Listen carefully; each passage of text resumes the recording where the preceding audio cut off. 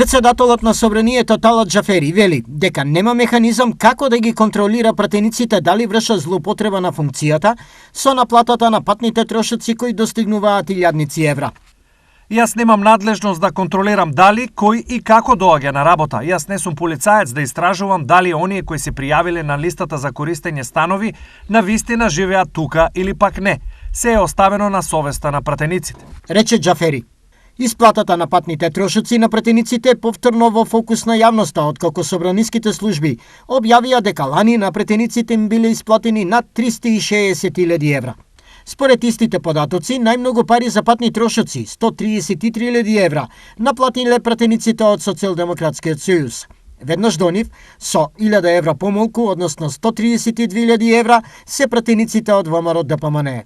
Тројца пратеници, Мирче Аџиевски, Јадранка Поцкова и Сурија Рашидо, се рекордери според наплата, односно, тие поединечно наплатиле од 700 до 707.000 денари. Без оглед на ова, Џафери смета дека никој не може да тврди дека пратениците ја злоупотребуваат собраниската каса, без при тоа да приложат докази за тоа. Во 2020 година, Скопското обвинителство поднесе обвинение против поранешната пратеничка Силвана Бонева, на кој се судеше дека таа поднесувала лажни фискални сметки од патарини од други луѓе, кои патувале за што во период од 4 години наплатила безмалку 6,5 милиони денари.